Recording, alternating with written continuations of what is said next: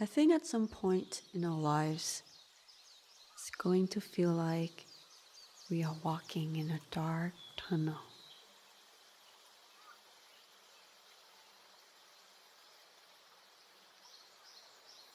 There's this idea that there's light at the end of it. And in the search for light, we overlook the beauty of pain, of progress, and of being.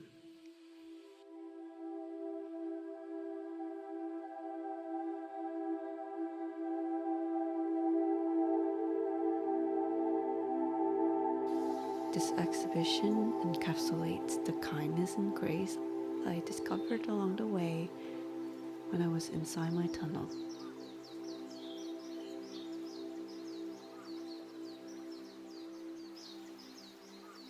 Through a deconstructive and interactive play with ephemeral blooms, the absence of light is manifested in the momentous, sublime, and poetic lens.